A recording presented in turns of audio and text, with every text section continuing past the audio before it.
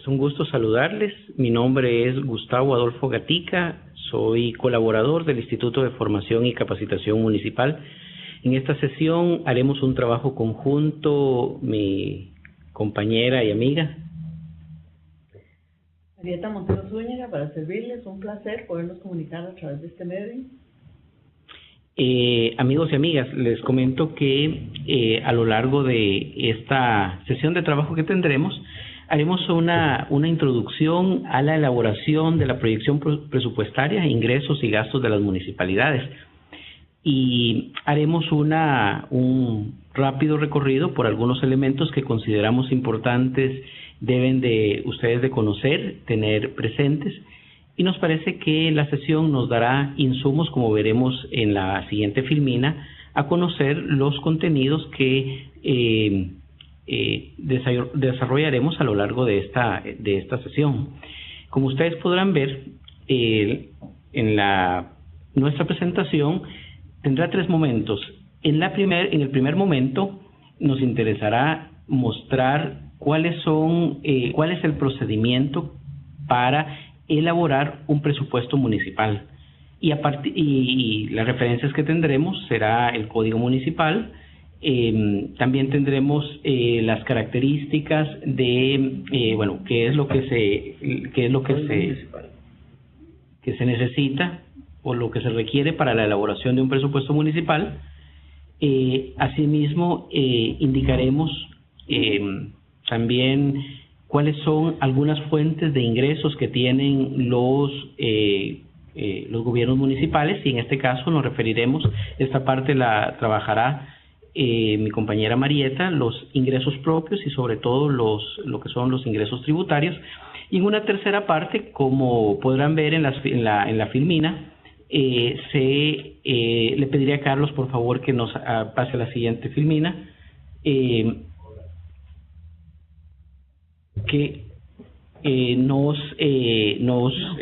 veremos en la tercera parte que incluiremos alguna información sobre las transferencias del gobierno central.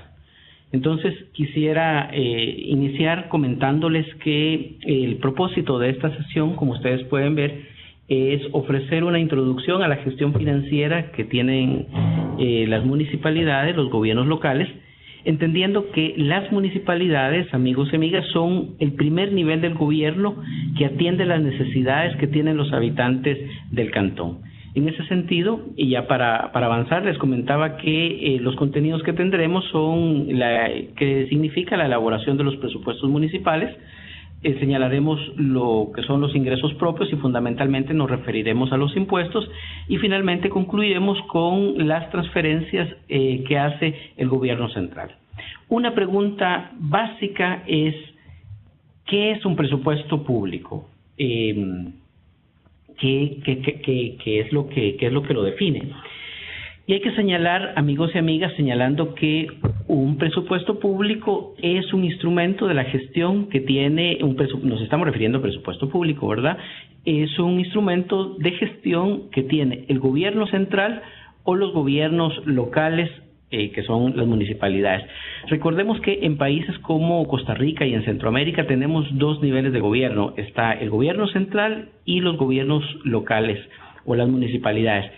Existen otros países que por su extensión, pensemos por ejemplo en México, pensemos por ejemplo en Brasil, tienen tres niveles de gobierno: el gobierno central, el gobierno estadual y el gobierno municipal. En nuestro caso tenemos dos niveles de gobierno, y un presupuesto público sería entonces ese instrumento de gestión que tiene el nivel de gobierno al que nos estamos refiriendo. En nuestro caso nos interesa el gobierno local, que establece el detalle de todos los ingresos y todos los egresos, es decir, de todo lo que espera recibir y de todo lo que espera gastar o invertir, que estima obtener y ejecutar, es decir, lo que proyecta para un periodo.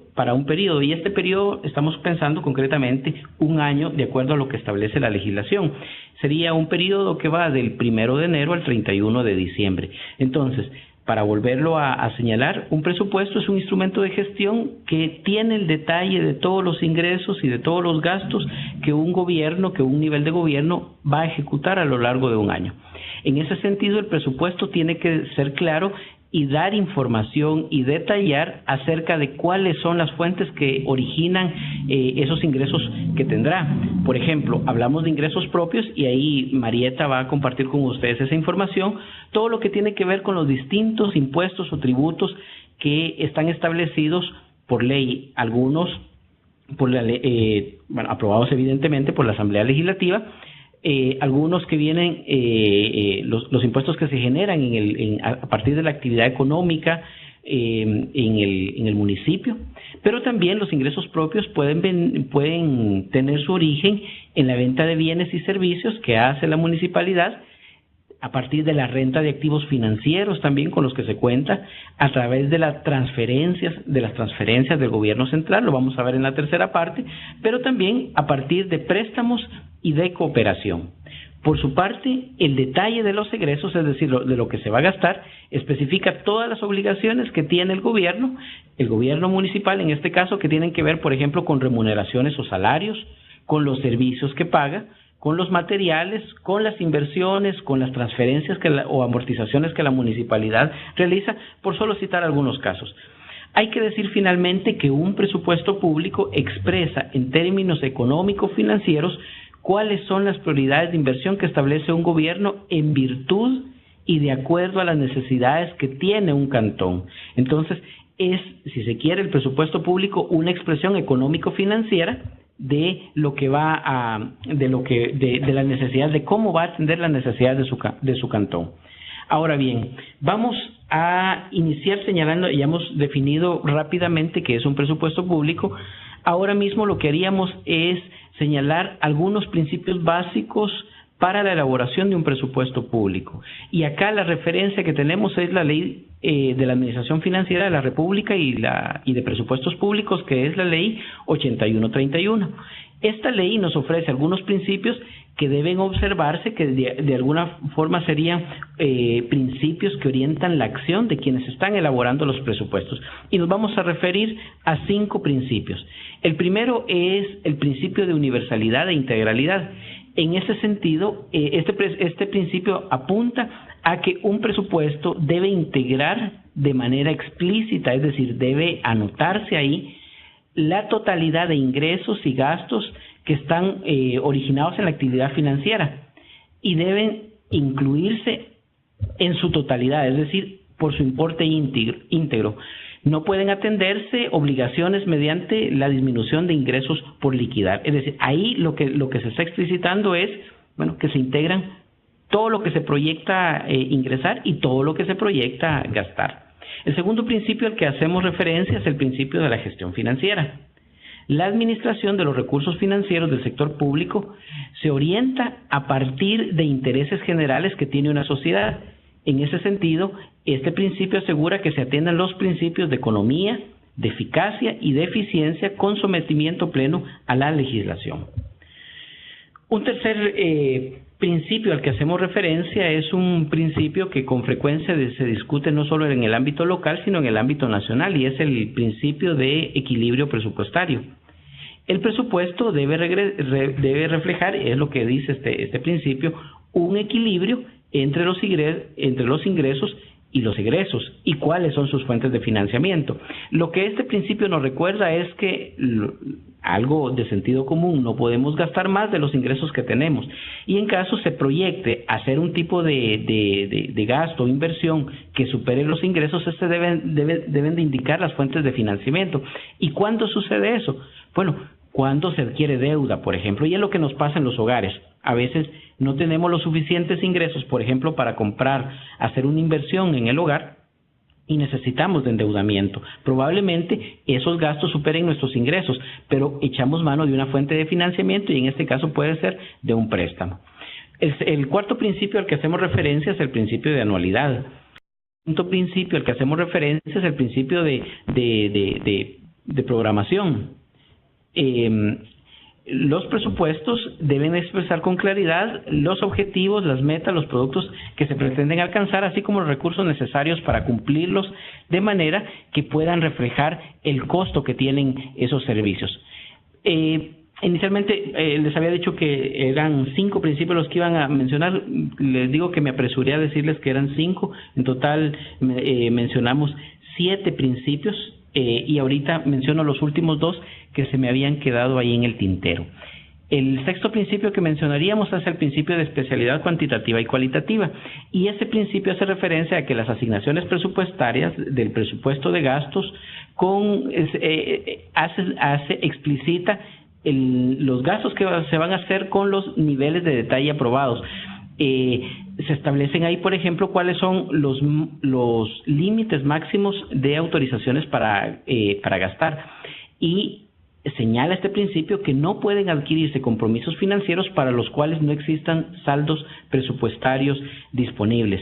Asimismo, nos recuerda que no pueden destinarse saldos presupuestarios a una finalidad distinta a la que fue programado o a la que fue planificado el tipo de gasto que se iba a implementar.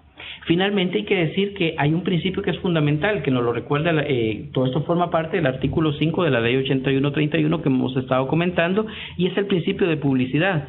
Y es que para promover la transparencia, el presupuesto debe ser asequible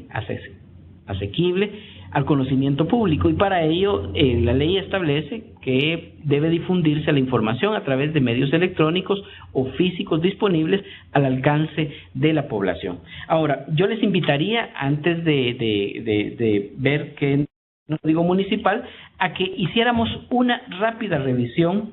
Yo les preguntaría a ustedes, yo los invitaría a que nos detuviéramos un momento y a que pensáramos al menos sobre 2 de estos principios que hemos comentado. Me voy a referir a 2 de los que están ahí. Disculpen que les esté pasando las filminas, pero era nada más para recordarlos. Yo les preguntaría a ustedes, ¿cómo se lleva a la práctica en su municipalidad el principio de gestión financiera? Vean que está ahí está planteado los alcances de este principio. ¿Ustedes creen, y yo les preguntaría si estamos seguros de que este principio ha estado presente en la elaboración de los presupuestos de nuestras municipalidades? Recordemos que este principio lo que nos sugiere es que los recursos financieros deben estar orientados a la satisfacción de las necesidades del cantón. Entonces, yo les pregunto, ¿estamos seguros de que este principio siempre ha estado presente? Una segunda pregunta que quiero hacerles para que en algún momento se pueda conversar sobre ella, y tiene que ver con el principio de equilibrio presupuestario. ¿Creen ustedes que normalmente se cumple con este principio en la elaboración de nuestros presupuestos municipales? ¿De qué creen que depende el cumplimiento de este principio que está planteado en la Ley 8131? Convendría, compañeros y compañeras, amigos y amigas, que hiciéramos una reflexión acerca de cómo se llevan a la práctica estos principios que parecieran pura teoría, pero como ustedes pueden ver, tienen profundas implicancias prácticas. ¿Qué establece el Código Municipal respecto de la elaboración de los presupuestos? El Código Municipal nos establece ya una ruta mucho más concreta acerca de cuáles son los pasos, los procedimientos y los plazos para la elaboración de un código municipal.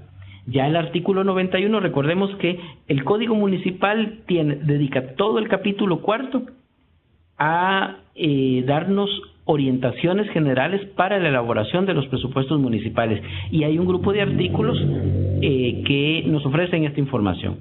Nada más partamos de lo siguiente. Como ya indicamos, el periodo al que se refiere el presupuesto abarca del 1 de enero al 31 de diciembre de cada año, y esto lo define o lo establece el artículo 91 del Código Municipal.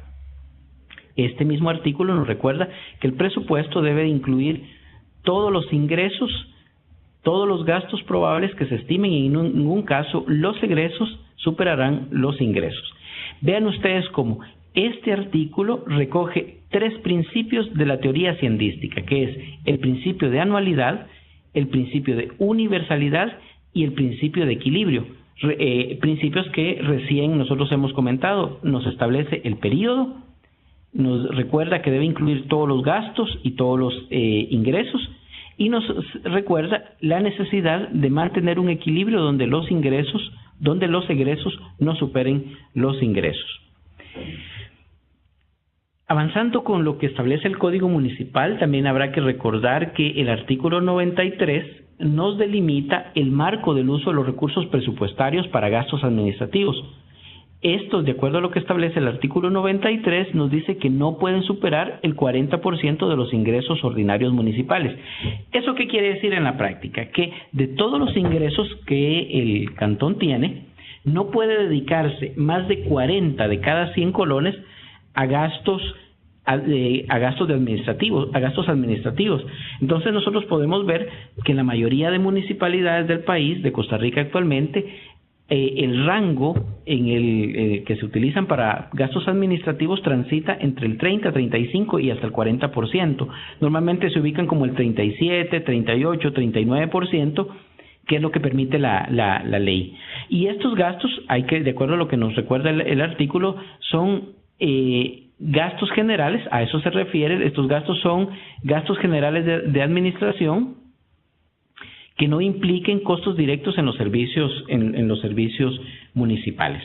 Ahora bien, ¿qué plazo se establece? ¿Cuál es la ruta? ¿Cuál es el camino que establece el Código Municipal para la elaboración de un presupuesto? Vean ustedes que aquí en esta filmina se establecen 7 pasos que están regulados en el Código Municipal. La primera fecha, el primer plazo que hay que tomar en cuenta es que en la primera semana de julio los consejos de distrito presentan un listado de los requerimientos de financiamiento. Esto lo señala el artículo 94. Este sería el primer paso. Y esto, bueno, la práctica usual en las municipalidades, en los municipios, es que los consejos de distrito previamente han hecho un trabajo de difusión de información con los grupos organizados, de forma que se planteen las necesidades de financiamiento que se tienen. Estas se presentan a más tardar en la primera semana de julio. Ahora, ¿cuál es la segunda fecha que hay que tomar en cuenta en esta ruta? Es la del 30 de agosto, y esta es la fecha máxima en la que el alcalde presenta al consejo el proyecto de presupuesto ordinario. Es decir, las distintas dependencias y la oficina de gestión tributaria, la oficina de planificación de la municipalidad, junto con el alcalde, van elaborando, y como fecha máxima el 30 de agosto debe estar presentado al Consejo Municipal. Durante el mes de septiembre el presupuesto municipal debe ser aprobado en sesiones extraordinarias, y deben ser sesiones extraordinarias de acuerdo a lo que dice el código, y públicas. Este presupuesto, recuerden ustedes, de acuerdo al artículo 97, el presupuesto ordinario y extraordinario deben ser aprobados por la Contraloría General de la República. De acuerdo a lo que establece el código, la Contraloría, de común acuerdo con el Consejo, pueden introducir algunas modificaciones al presupuesto, pero debe ser un trabajo conjunto Contraloría y Consejo Municipal. En caso, y eso sucede en algunas ocasiones, en caso de que no se presente, este sería el cuarto paso, en caso de que no se presente oportunamente en los plazos que están previstos el presupuesto a la Contraloría, ¿qué es lo que pasa? Bueno, rige el presupuesto del año anterior, excepto en el tema de los egresos, es decir, sobre todo cuando pueda darse alguna posibilidad de que los ingresos superen los ingresos que se tendrían proyectados para ese año. Ahora bien, una vez aprobado el presupuesto por la Contraloría General de la República, el original del presupuesto se envía a la Secretaría Municipal, en donde queda en custodia para su archivo. Y finalmente hay que señalar dentro de esa ruta, el séptimo elemento que estaría ahí presente, es que las modificaciones del presupuesto procederán cuando ya el presupuesto esté en ejecución, cuando lo acuerde y solo con la aprobación del Consejo Municipal.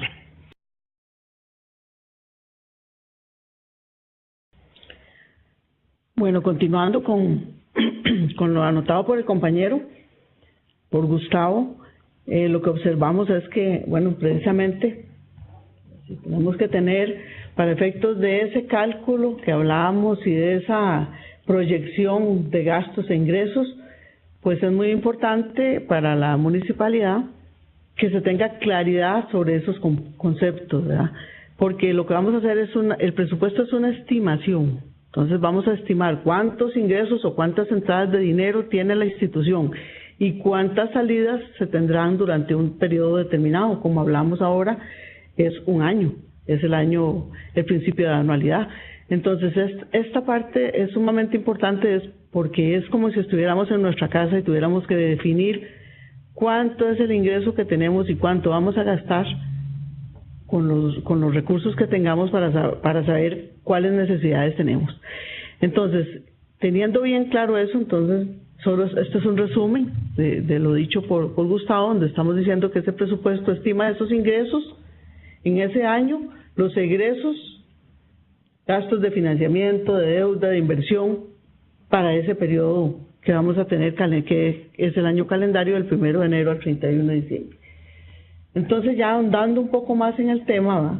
Entonces vamos a hablar propiamente del tema de ingresos, o sea, ¿con qué dinero vamos a nosotros financiar todas las necesidades que se nos presentan, que nos han presentado? Dijimos que los consejos, a través de las áreas que están antes del consejo, que van a ir haciendo estudios de cuáles son las necesidades básicas, ¿verdad?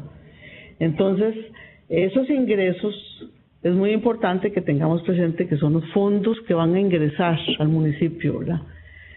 Que son las acciones que va a realizar la municipalidad para obtener la recaudación tributaria, ya sea por impuestos, por tasas, para poder financiar las acciones que ellos se proponen realizar en ese periodo, ¿verdad? Entonces, la municipalidad tiene que ordenar primero todas esas necesidades que le han definido. Luego las prioriza. ¿Cuáles son las que son más urgentes de realizar? Y en esa línea de priorización también va a establecer con cuál mecanismo le va a dar soluciones. Y así que tenemos eso ordenado. Ahora, de cuáles recursos disponemos también en forma ordenada, también esos recursos o esos ingresos también los tenemos que ordenar para poder resolver las necesidades que tenemos.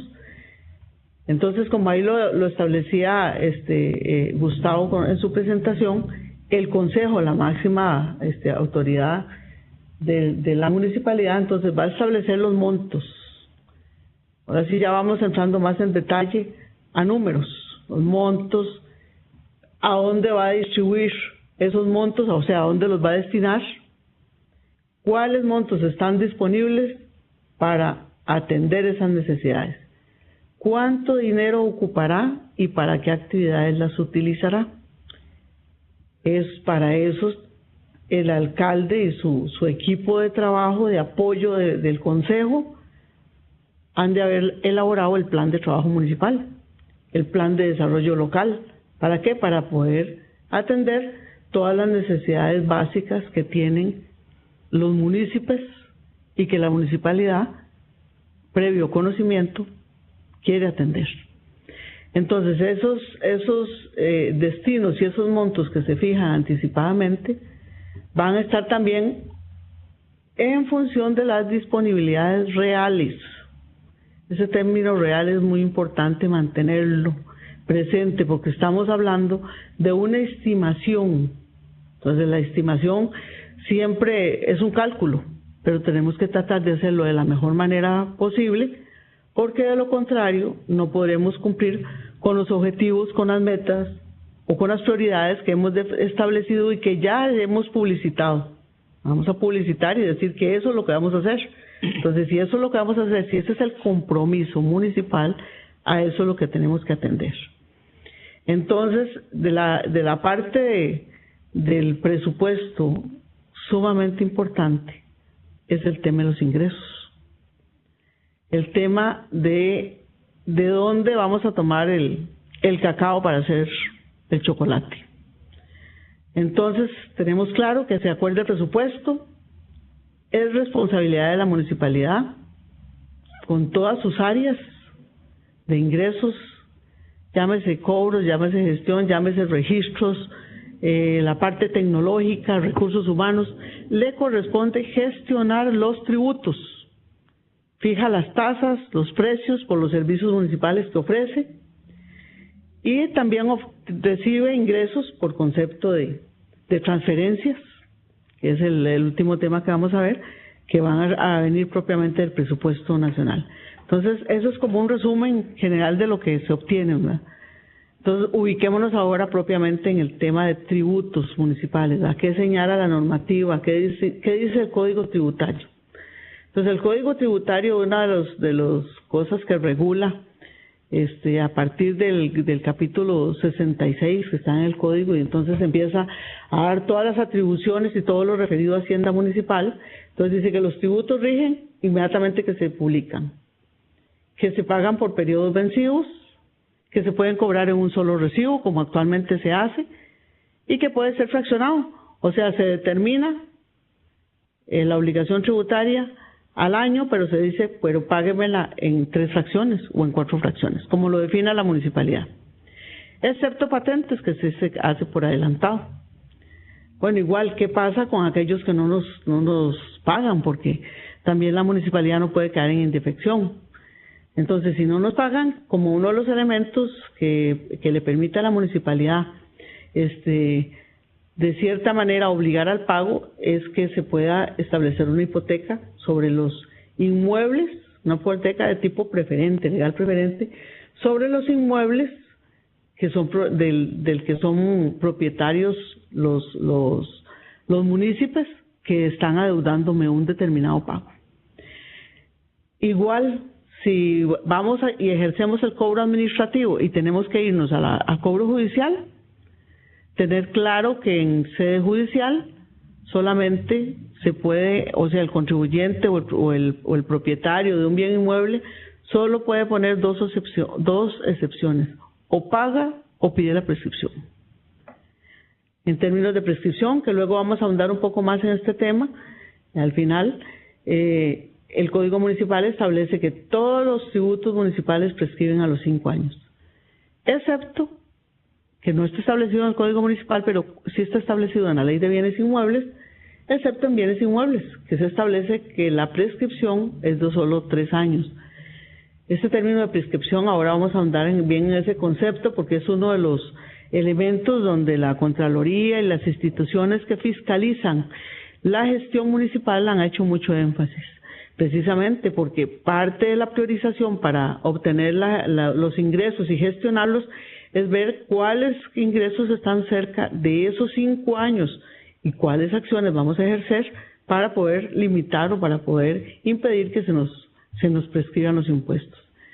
Al igual que en materia de presupuesto, también en materia de tributos municipales, pues hay principios que deben de aplicarse, y uno de los básicos es el principio de justicia tributaria material. O sea, si lo imponemos, se los imponemos a un determinado grupo, y de ese grupo todos tienen que aplicarlo. O sea, es general para todos, no podemos hacer excepciones de que a este sí y a estos no, para poder aplicar la justicia tributaria completamente. Es importante, entonces, en materia básica de la conformación del presupuesto, entonces, pueden identificar ya en grupo ustedes cuáles son las principales fuentes de ingresos que tiene la municipalidad, qué son esos ingresos, esos recursos propios que se obtienen, cuáles son los ingresos tributarios y cuáles los no tributarios que tienen, que van a conformar la totalidad de los recursos financieros de la municipalidad.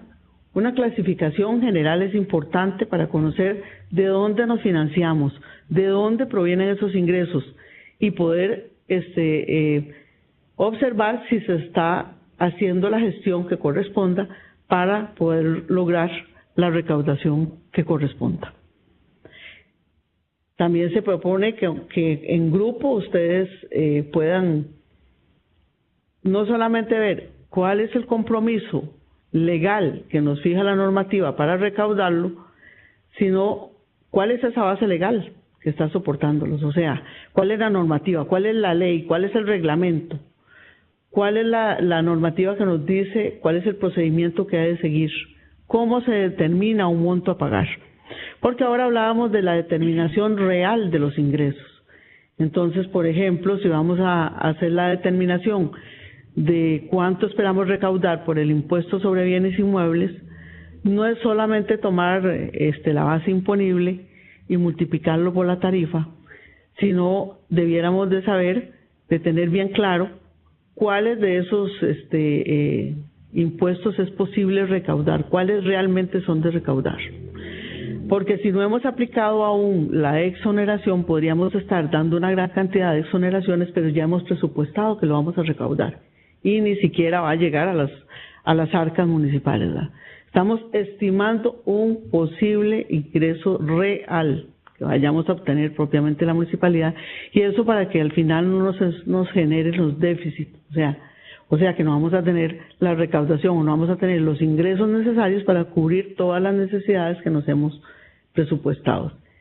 Y si esa obligación tributaria o ese monto a pagar lo determina la administración tributaria, o sea, la municipalidad, en su condición de administradora de los impuestos, o es el sujeto pasivo. Y si es el sujeto pasivo, bueno, ¿cuál gestión es la que realiza la municipalidad o cuáles medios dispone la municipalidad para que él cumpla, para que él pueda realizar esa determinación correctamente? Por ejemplo, si dispone la fórmula, si dispone medios para en los bancos, cómo se va a pagar. Eso es muy importante para poder determinar si van a ser realizables o no esos ingresos. Igual, ¿cuáles facultades legales le ha dado la ley o le da la ley a la municipalidad para establecer el sistema de tarifas? El Código Municipal lo establece y hay una reforma que se ha hecho a través de la Ley de Residuos Sólidos. Entonces, ¿cómo lo está aplicando? Si nos hemos quedado con el Código Municipal en el anterior establecimiento de la normativa, o si se está haciendo como se dice en la nueva reforma que se dio, y si no se está haciendo, ¿cuál es la razón por la cual no lo estamos haciendo? Porque esa facultad legal es obligatoria para todos. O sea, la ley nos va a decir que tenemos que aplicar esa normativa y tiene que darse porque se están procurando los mejores recursos para la municipalidad. ¿En cuáles bases legales son las que se sustenta en términos generales la municipalidad para la recaudación de los tributos? ¿Dónde están las definiciones? ¿Dónde están los procedimientos? Bueno, en primer término, Código Municipal. A partir del artículo 68 y siguientes habla específicamente de ingresos municipales. O sea, le da todo el sustento a la municipalidad y luego le dice, como norma supletoria, aplica el Código de Normas y Procedimientos Tributarios. Y luego también hay una norma específica para cada municipalidad. Por ejemplo, tendremos 81 leyes municipales para la aplicación de patentes.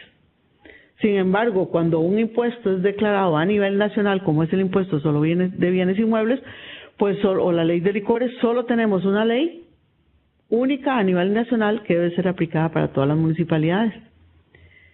Es importante que manejemos muy bien el Código de Normas y Procedimientos Tributarios porque es el que nos define los procedimientos, o sea, nos norma cómo se deben de establecer un cobro, cómo se tiene que hacer un cobro judicial, cómo es que se inscriben, cuáles son los registros que se deben de tener. Esos procedimientos tributarios están más detallados en el Código de Normas y Procedimientos Tributarios. Tal vez lo podemos, a ver si le podemos hacer la toma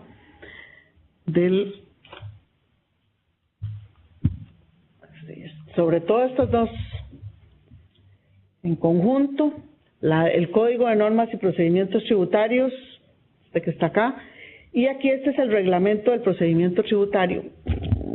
Estamos mal enfocados para el otro lado. Acá. Este reglamento es el último que ha salido, que nos está detallando propiamente los procedimientos de cómo tenemos que aplicar ese código, ¿verdad? Y por supuesto que el código municipal. Estos dos son, esta es la norma principal y estas dos son normas supletorias. Para todo lo que no esté en esta, aplicamos estas dos. Entonces, para todo manejo municipal, para todo manejo de la normativa municipal, tal y como se señala propiamente en la presentación, tenemos que tener siempre en nuestro escritorio esas tres normativas. Y conocerlas, ¿verdad? No solo tenerlas ahí, sino conocerlas, manejarlas, buscar cuál es la norma que nos ampara para efectos de que nosotros podamos aplicar siempre la normativa que ahí está.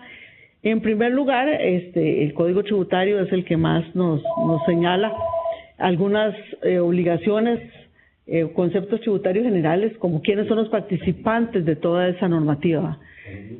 Nos dice que propiamente la obligación tributaria surge entre el Estado y los entes públicos, en este caso la municipalidad, y los sujetos pasivos en cuanto ocurre un hecho generador.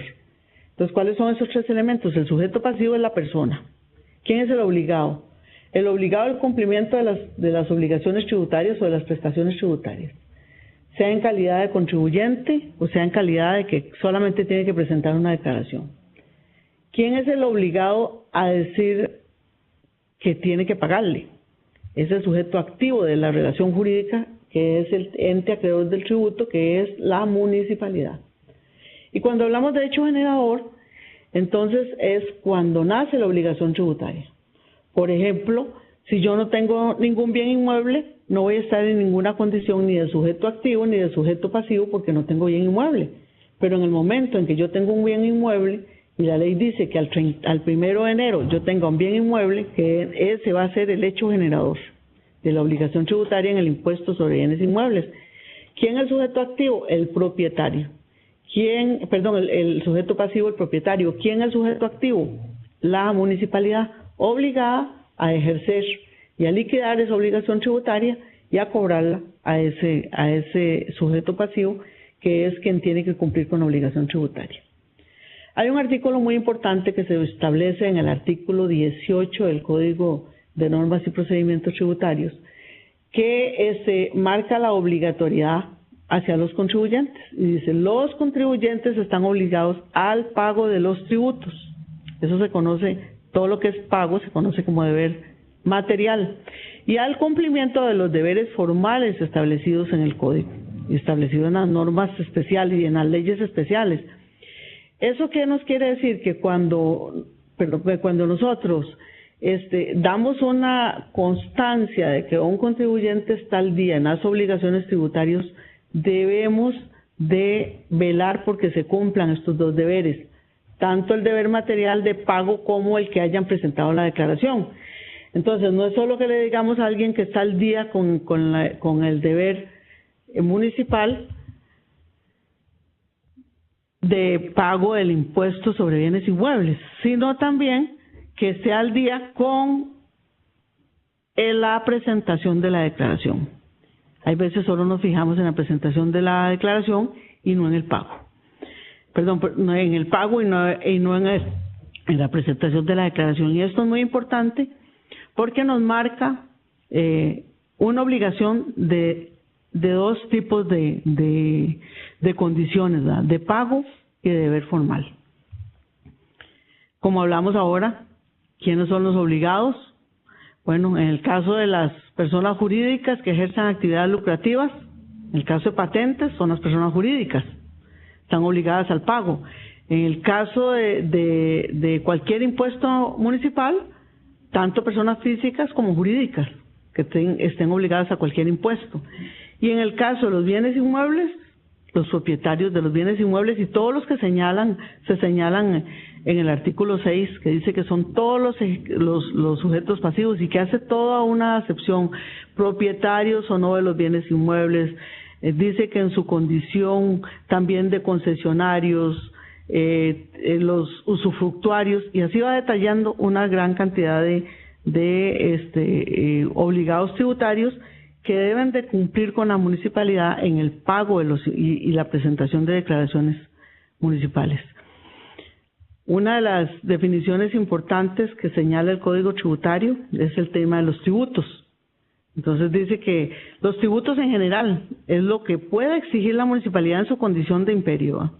Exige el pago de esos tributos para obtener recursos. ¿Y para qué pide recursos? Bueno, para cumplir con sus fines. Hablábamos ahora a nivel de presupuesto que tenemos que tener un detalle de los ingresos y un detalle de los gastos. Bueno, pues si no tenemos esas prestaciones en dinero, lo que exige la municipalidad para cumplir esos gastos. Y la municipalidad lo puede obtener sin que eso implique que sea una sanción para mí, que soy el obligado tributario, ni tampoco implique que yo tengo que darle ninguna contraprestación. O sea, no porque estoy cobrando el impuesto sobre bienes inmuebles, estoy obligado a hacerle a un determinado contribuyente la calle que pasa al frente de su casa, sino que el impuesto de bienes inmuebles es un impuesto general y la municipalidad decidirá en qué va a gastar esos recursos y no va a ir directamente de acuerdo a lo que el contribuyente desee que se le dé con ese impuesto, ¿eh? Y también se le va a gravar de acuerdo a la capacidad económica. O sea, no se le puede pedir que pague más de lo que tiene capacidad para poder hacerlo, ¿verdad? En el caso de uno de los impuestos como bienes inmuebles, bueno, si yo tengo una propiedad muy grande y tiene un alto valor, pues ahí es uno de los impuestos que no ve cuál es la capacidad económica, sino la realidad económica del propietario, sino porque lo que grava es el objeto, o sea, lo que grava es el bien inmueble. Si yo tengo ese bien inmueble y tiene ese valor, entonces tengo que tener capacidad económica para poder pagar el impuesto. Eso algunas de las otras características que se dan también a nivel de los tributos, es que es una obligación que se tiene que establecer por ley, no se puede establecer por reglamento, ni se puede establecer por una resolución, sino por ley aprobada por la Asamblea Legislativa, en donde, como sabemos, una de las atribuciones municipales es presentar a la Asamblea Legislativa los tributos que yo quiero que ella me apruebe. Es una prestación coactiva. ¿Qué quiere decir eso? Bueno, que yo la exijo. No es que si quiero me la paguen, no es que me la tienen que pagar, porque yo desde que la estoy pidiendo que se denomine por una ley, es porque necesito esos recursos para poder atender las obligaciones tributarias. Es una prestación dineraria, o sea que es que me la tienen que pagar en dinero. Hay diferentes formas que ha establecido las diferentes leyes, pero no es obligatorio. Por ejemplo, el que alguien decida que me va a pagar con un bien inmueble la deuda que tiene, que se denomina dación en pago. Eso no es obligatorio para la municipalidad, porque la ley establece que es dineraria, o sea, yo tengo que pagar en dinero esa obligación tributaria. Dijimos anteriormente que grava una determinada capacidad económica y que no es una sanción, ¿verdad?, lo que se le está dando, sino que obedece al principio de solidaridad. O sea, yo pago un impuesto y con ese impuesto se van a cubrir necesidades básicas de todos los que, aun cuando, digamos, no se cubra a todos los contribuyentes. O sea, el impuesto sobre bienes inmuebles se grava a todos los que sean propietarios, pero no solo los que sean propietarios de bienes inmuebles se van a ver beneficiados con lo que se recaude de ese impuesto. Si yo hago una obra, la hago para atender una necesidad de la municipalidad, una obra que es una necesidad de los municipios, sean o no propietarios de bienes inmuebles. Pues ese es el principio de solidaridad. Como dijimos antes, no necesariamente porque yo doy cobro un impuesto, tengo que recibir una contraprestación inmediata como municipio, ¿verdad? Se da a través del derecho, es una obligación correlativa, o sea, yo la voy a pagar, solo yo soy el responsable, la ley va a decir quiénes son los obligados, y es para financiar un gasto público.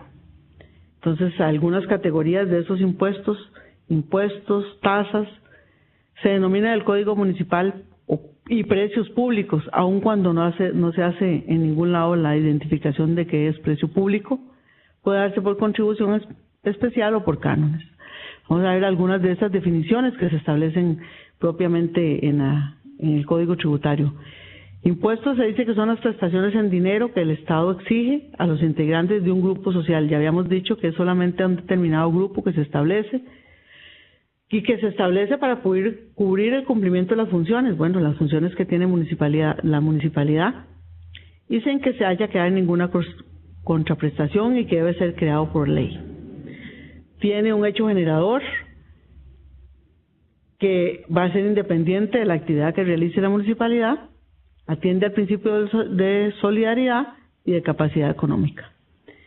También se establecen las tasas.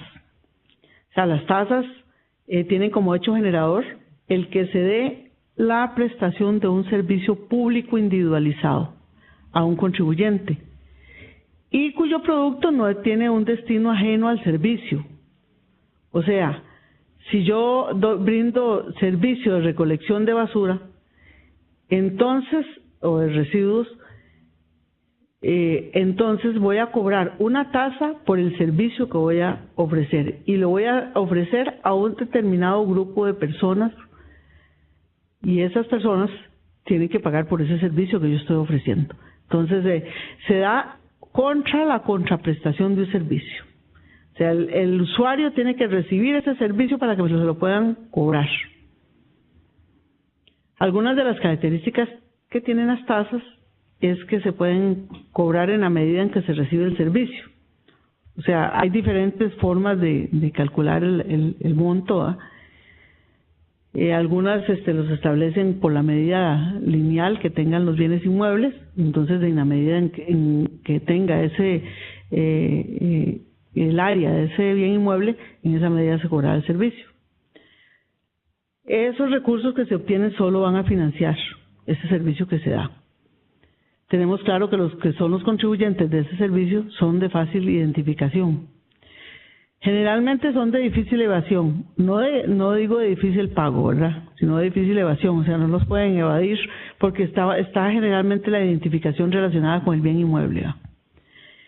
Y también el Código Municipal dice que cada entidad define el método de distribución de esos costos de servicios. Y como lo dije anteriormente, pues tiene que estar dado por una ley. La ley le dice cuáles son las tasas, pero le da la facultad a la municipalidad para que defina la forma, el método de distribución.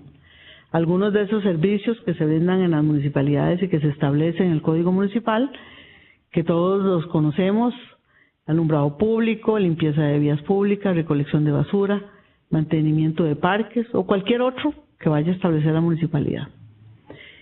Y lo deben de pagar todos los usuarios, aunque no demuestren interés en ellos. O sea, ¿qué quiere decir? Que yo no porque diga que voy a realizar, por ejemplo, un hueco en el patio de mi casa y voy a enterrar mi basura, entonces ya no voy a pagarle a la municipalidad el servicio que está dando.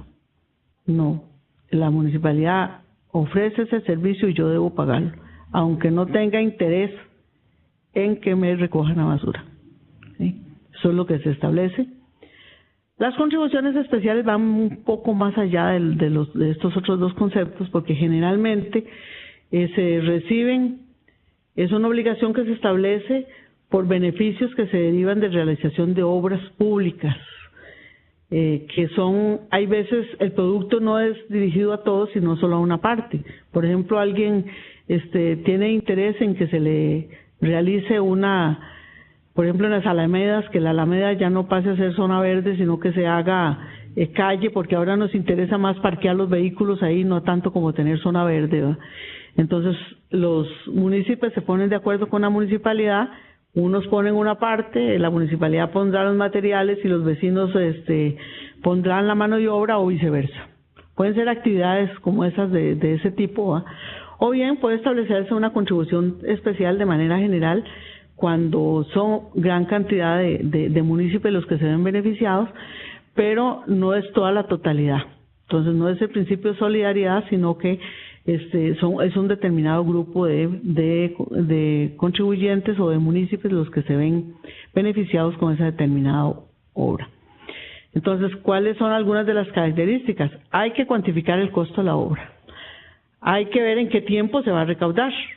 Hay que entender quiénes son los beneficiarios de ese beneficio. Entonces, lo que se hace es utilizar un criterio de reparto. ¿Cuál es el del costo entre los beneficiarios? Aquí, como en las tasas, no se permite que se tenga ninguna recaudación mayor, sino que la recaudación nunca puede ser mayor que el costo de la obra. Y además los recursos que se obtengan solo pueden beneficiarse a inversiones de esa obra. También las municipalidades, como lo dijimos anteriormente, lo pueden exigir para cuando hay una obra comunal, por ejemplo un parque, que vayan a establecer para todos, un mejoramiento que se dé para el cantón, lo pueden establecer como una contribución especial. Hablábamos anteriormente que las tasas y los precios públicos no están diferenciados en la ley. Sin embargo, tienen sus diferencias legales. O sea, en un precio público se paga por la prestación de servicios generalmente que no son inherentes al Estado. Por ejemplo, el servicio del mercado público, es municipal, la municipalidad lo desarrolla y cobra por él un precio público, que se establece contractualmente. Tiene sus diferencias porque no es obligado, como en los tributos, que todo lo tiene que pagar, sino que el que es beneficiario o el que va a alquilar un área para desarrollar una actividad económica, ese es el que lo paga directamente. Entonces es un precio público que es ex contractu, o sea, mediante un contrato, generalmente de derecho privado, que la municipalidad lo realiza. Una definición que ha establecido el doctor Adrián Torrealba, que es una de las personas con bastante conocimiento en materia tributaria, dice que el precio que establece esas diferencias entre esa tasa y precio público, él indica que el precio es una obligación ex contractu. La tasa es una obligación de derecho público. Otra diferencia es que mientras el precio es un ingreso de derecho privado voluntario, que los particulares pagan a la administración por algunos de los servicios. En cambio, la tasa no, ¿verdad? La tasa es de derecho público. Es importante aquí entonces que tengamos unas actividades de reflexión con relación a estos conceptos, ¿verdad? Teniendo claro qué son los impuestos, qué son las tasas, qué son las contribuciones especiales y los precios públicos, es muy importante entonces, ahora sí, para efectos de que los podamos incluir dentro de esa clasificación, dentro del presupuesto, es el conocer cuáles son esos ingresos públicos y cuál concepto es el que se les está dando. Concepto de impuestos, concepto de tasas, de contribuciones especiales, y cuáles son los ingresos que se obtienen por precios públicos.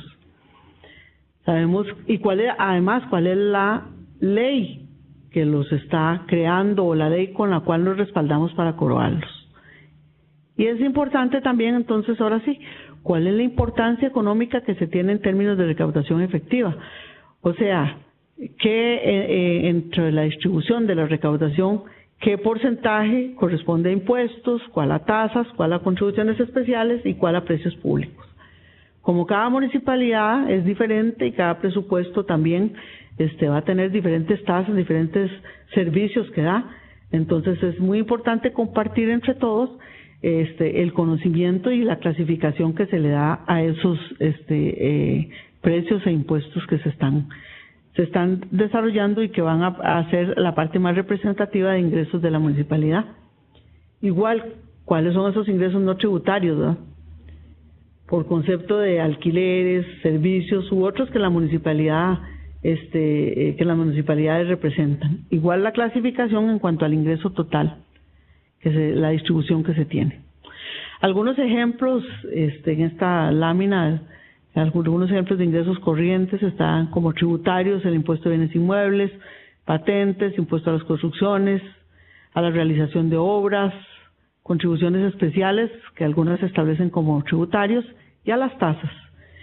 Algunos no tributarios, como las multas, ¿verdad?, cuando nos pagan fuera de término, algunas que están establecidas ahí en las diferentes normas, alquileres, transferencias, la venta de servicios, y hay también algunos otros ingresos como los ingresos de capital, que están ahí como ejemplo nada más para que podamos hacer esa clasificación y que se requieren a la hora de hacer el presupuesto, a que se definen códigos y la contabilidad nacional exige que se tengan esas diferencias de esos impuestos.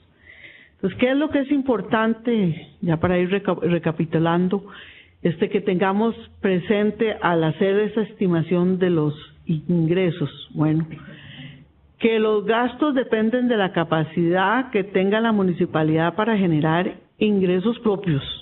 O sea, ya los tenemos todas las necesidades, las tenemos priorizadas, pero ahora sí, la municipalidad, ¿cuál es la capacidad que está generando o que tiene ella para generar esos ingresos para poder financiar esos gastos? Ese ingreso que proyectamos, hagámoslo con un criterio conservador, o sea, tengamos bien claro y real cuál es el monto que vamos a presupuestar, que vamos a anotar ahí por concepto de esos ingresos. Conocer cuál es su comportamiento estacional. Si hemos establecido que es cada 3 meses que lo vamos a pagar, pues es cada 3 meses que vamos a tener la mayor cantidad de ingresos. Entonces pongamos las obras en función de ese ingreso, para que no establezcamos obras que de pronto se nos quedan sin un financiamiento, porque todavía hasta final de años que vamos a obtener el ingreso. En el mediano plazo es importante que analicemos cada uno de esos impuestos, su estructura, qué cumplimiento se tiene. Ojalá podamos establecer de los distritos que componen cada cantón, cuál es el distrito que cumple y cuál no, y cuál es su morosidad, su evasión, o no nos están pagándolo, cuáles tarifas estamos estableciendo y cuáles se están actualizando, porque en función de eso es que podemos realizar los ingresos.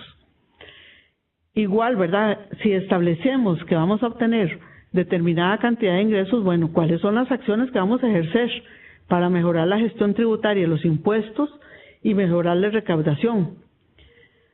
Ya sea que vamos no solo a cobrar, sino si vamos a fiscalizar, si vamos a controlar, y cuáles actividades vamos a ejercer para poder realizar esa actividad que nos va a proveer los ingresos necesarios para financiarlos. ¿Por qué razón esto es importante? Porque se ha señalado que una gran cantidad de ingresos que tenemos estimados se nos prescriben. Bueno, tengamos presente que es ese concepto de prescripción. Bueno, es que si la ley nos dice que tenemos 5 años para cobrar los impuestos y la municipalidad no actúa, ese es el concepto de inacción del acreedor, en ese plazo para cobrarlos, conforme a cada naturaleza de la ley, entonces eso quiere decir que la municipalidad se va a privar de obtener ese ingreso. Y eso le va a dar derecho al municipio de exigir que esa deuda se elimine. ¿Qué quiere decir eso? Que si a los 5 años yo no he cobrado esa deuda, o a los 3 años que establece el Código Municipal yo no he cobrado esa deuda como municipalidad, entonces el propietario de ese bien inmueble puede llegar a pedir a la municipalidad que se le elimine esa deuda, que se le extinga, porque así lo establece el Código, como un medio de extinción de la obligación tributaria, con lo cual la obligación que tenía la municipalidad de poder ejercerlo también se extingue, o sea, ya no lo puede cobrar. Entonces, la prescripción beneficia al sujeto pasivo, pero tengamos presente que también la prescripción solo la puede él invocar. Entonces, cuando él haga pago de las deudas, ahí que hay un error, haga pago de las deudas prescritas voluntariamente, o sea, si yo, por ejemplo, en este momento, las deudas que están prescritas son del año 2010 hacia atrás, y yo llego a pagar una municipalidad del 2000, la deuda mía del 2009, y después me entero que esa deuda del 2009 no estaba prescrita, pues no puedo ir voy a la municipalidad a reclamar que me devuelvan esa plata porque estaba prescrita y ya la cancelé. Entonces la ley dice no lo puede hacer. No puede pedir que le devuelvan ese dinero porque usted no puede alegar desconocimiento de la ley. Entonces, digamos que eso beneficia a la administración. Eso está establecido así en el artículo 51 y siguientes del Código Tributario. Es muy importante ese término de prescripción. Algunas de las características que tiene la prescripción es que da 3 años. Cuando hablamos del transcurso de tiempo, ese es el plazo que le da la ley a la administración tributaria para que cobre, para que ejerza, para que gestione. Y si yo, a falta de ejercicio por parte de ese titular, que es la municipalidad, del derecho de cobrar, no lo hago, entonces favorezco la voluntad del municipio para hacer valer su derecho ahora. Ahora el derecho se pasa al lado de él. Él es el que tiene derecho a pedir que se le prescriba. Ya sea que pida que se le aplique, que cuando ejerzamos legalmente, él diga no me puede cobrar porque ya está prescrito. Y o bien también él puede renunciar cuando paga. ¿Okay? Entonces, esos son esos conceptos que ahí se establecen: el transcurso del tiempo, que yo no cobre a tiempo y que le doy entonces un favorecimiento al municipio para que él pueda ejercer la prescripción. En ambos códigos, tanto en el Código de Normas y Procedimientos Tributarios como en el Código Municipal, se establecen términos de prescripción. En el Código Municipal se dice que 4 años son los términos para prescribir una deuda, que es el derecho de la administración para determinar la deuda. O sea, si yo no establezco la deuda en bienes inmuebles, entonces si yo como contribuyente no la establezco porque no he declarado, entonces la administración me la puede determinar. Ese es el plazo que se establece. 4 años para determinar la deuda. Y en el caso de los impuestos municipales, 5 años. Pero también le dice, bueno, si yo liquidé la deuda y la administración no me la cobró, entonces tengo 5 años en el caso de los impuestos municipales para que se prescriban. Y el Código Tributario extiende a 10 años para todos aquellos que no están registrados. O sea, que no me han liquidado la deuda. O sea, si yo no presenté la declaración, la municipalidad tiene 10 años para pedírmela. O que estando obligado presenté una declaración que sea calificada como fraudulenta. Por ejemplo, que yo presenté la declaración de bienes inmuebles o la declaración municipal, la de patentes, y dije que tenía ingresos por 1 millón de colones, cuando lo que tengo son por 10 millones, por ejemplo. O que digo que el valor de mi bien inmueble es de 5 millones cuando es de 60 millones. O sea, estoy poniendo un valor incorrecto solamente para no pagar lo que tengo que pagar. Entonces, tiene la municipalidad un plazo de 10 años para poder corregir esa declaración y cobrar esa deuda. Entonces, es importante ahí que se vean que ambos códigos le dan facultad a la administración para determinar, para cobrar. Y en los plazos de 5 años y de 10 años, que se extiende a 10 años cuando no se ha cumplido de parte del municipio la obligación tributaria. Es importante aquí entonces, para efectos de trabajo con los compañeros que están participando en esta sesión, el que se comente cuáles son esas reglas de prescripción que ha establecido la municipalidad. Toda vez que ya conocemos cuáles están dichas en la ley, ahora sí, cuáles son las que efectivamente se aplican en la municipalidad. Y si se conoce, porque también están establecidas en el Código Tributario, cuáles son esas causales de interrupción. Por ejemplo, si notifiqué un adeudo, por ejemplo, si presenté una declaración, si le di un fraccionamiento, y si se aplican todas. Y además, si se aplican, ¿cómo controlamos que se estén aplicando? O sea, si en una área alguien realiza un permiso de construcción y no lo tengo como causal de interrupción, entonces, ¿cómo puedo aplicarlo a nivel de la municipalidad? Y además es importante cómo se realiza el conteo del plazo para aplicar la prescripción. Porque a partir de que hay cualquiera de esas causales de interrupción, entonces nuevamente vuelve a contar el plazo de 0. Entonces, ¿cómo realiza la municipalidad ese conteo del plazo? Y si la prescripción se aplica de oficio, o bien solamente nos esperamos a que nos apliquen y tenemos los recursos o todo el sistema lleno de una gran cantidad de deudas que están ya prescritas.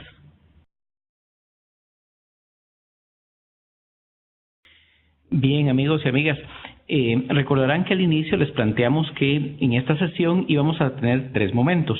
En el primero esbozamos algunos elementos bastante generales que son necesarios observar en la elaboración de presupuestos públicos. En esta segunda parte, Marieta ha hecho una amplia exposición acerca de lo que son los ingresos propios y se ha referido concretamente al tema de los tributos municipales. Ahora, resulta que en nuestra exposición nos interesa seguir avanzando y señalar en un tercer momento que hay otras fuentes de ingresos que tienen las municipalidades y que son las transferencias que realiza el gobierno central. Noten ustedes que en la exposición que hemos seguido hemos abordado presupuesto público, ingresos propios, sobre todo a partir de los tributos que ha expuesto Marieta, y en este tercer momento nos referiremos a las transferencias del gobierno central. Noten que no hemos abordado no vamos a abordar otras dos fuentes de ingresos que tienen habitualmente las municipalidades y que son la cooperación y el endeudamiento. No hemos hecho referencia porque estos son ingresos que, si bien son importantes, no resultan ser los más relevantes que habitualmente tienen las municipalidades. Entonces, en estos minutos nos incorporaremos o nos abocaremos a señalar y a comentar algunos elementos que tienen que ver con las transferencias del gobierno central. Acá una primera cosa que tendríamos que preguntarnos es, ¿qué son las transferencias que hace el gobierno central? Hay que decir que estas transferencias son los recursos que se transfieren, que se otorgan a las municipalidades y que provienen del gobierno central.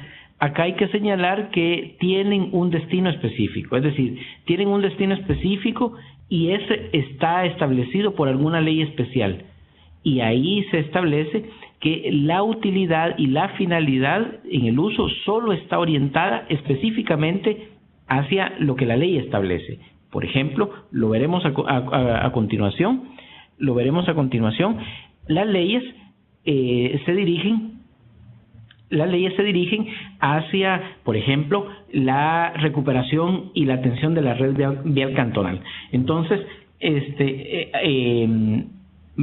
la ley nos provee cuál es la finalidad en el uso de estos recursos. De alguna forma podríamos decir que esos fondos que se transfieren a las municipalidades colaboran en la autonomía de las municipalidades. Algunas preguntas que podrían ser de motivación en este momento es para preguntarnos y para discutir tanto en grupo como posteriormente es, ¿cuáles son los ingresos por concepto de transferencias que recibe su municipalidad o sus municipalidades? ¿Cómo se realizan estas transferencias del gobierno central hacia las municipalidades? ¿Cuál es la ruta que se sigue? Y esto está establecido de acuerdo a cada uno de los ingresos, a cada una de las transferencias que por ley están establecidos. Y podríamos pensar en describir en algún momento el uso que se le da a las transferencias en la municipalidad en términos de la eficacia y la eficiencia de la ejecución presupuestaria. Habría que señalar rápidamente que la autonomía de las municipalidades está reconocida constitucionalmente. El artículo 170 de la Constitución Política y sus reformas reconocen la autonomía municipal. De alguna forma, estas leyes que tenemos, las leyes a las que vamos a hacer referencia y que tienen que ver con las transferencias del gobierno central, de alguna manera contribuyen a eso. Recuerden ustedes que el artículo 170 de la Constitución establece cuál es el porcentaje del presupuesto del gobierno central para ser transferido a las municipalidades, y ese está establecido en un 10%. Recuerden ustedes que recientemente, en años anteriores, se han hecho las modificaciones necesarias, las modificaciones legislativas para que se alcance el techo del 10%, porque hasta hace unos años lo que se estaba transfiriendo a las municipalidades no era precisamente el 10%, estaba más o menos como en el 6%. Pero resulta que hubo unas reformas a finales del año pasado, sobre todo con la ley 9329, que nos ubica en esa perspectiva.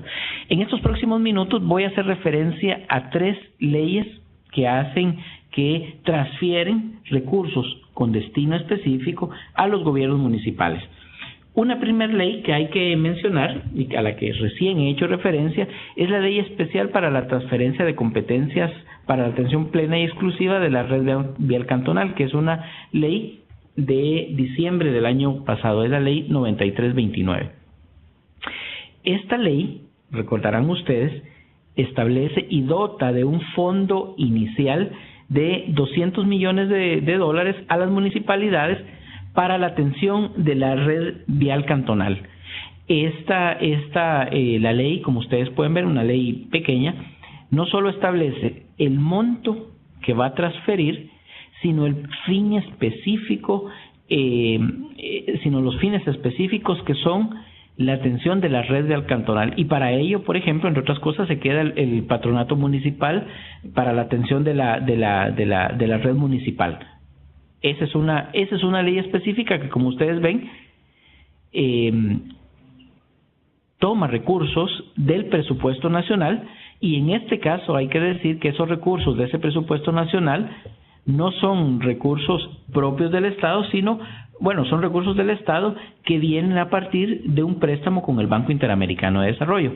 Entonces, ese sería un primer ejemplo de transferencias del gobierno central a las municipalidades. Pero veamos otro ejemplo de transferencias del gobierno central. Y en ese encontramos en la segunda columna la Ley de Simplificación y Eficiencia Tributaria, que es la Ley 8114 de julio del 2001. Esta ley, recordarán ustedes, es una ley bastante conocida, establece un impuesto único por tipo de combustibles. Y acá hace una distinción. Esta distinción establece que la administración del impuesto, no solo la administración y la fiscalización del impuesto, corresponde a la Dirección General de Tributación del Ministerio de Hacienda. Eso lo establece ahí en el artículo 4. Sin embargo, esta ley que crea un impuesto hace una distribución de los recursos para la ejecución. Y acá le genera de este impuesto a los combustibles aproximadamente un 7.5% está destinado a las municipalidades a través del Consejo Nacional de Vialidad. ¿Qué dice la ley? La ley establece que se destine un 30% de todo lo recaudado al Consejo Nacional de Vialidad. Pero resulta que de ese 30% que recibe el CONAVI, al convertirse, al recibir todo ese grupo de ingresos el CONAVI, distribuye un 25% de eso que recibe a la atención de la red vial cantonal.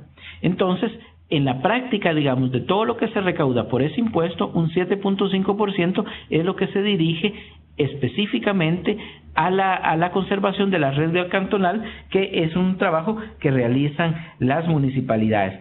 Y esos recursos, a su vez, se distribuyen de forma proporcional entre las municipalidades. ¿Y cómo se hace la distribución? Bueno, de acuerdo a lo que establece la ley, hay 2 parámetros para distribuir ese recurso que llega a las municipalidades.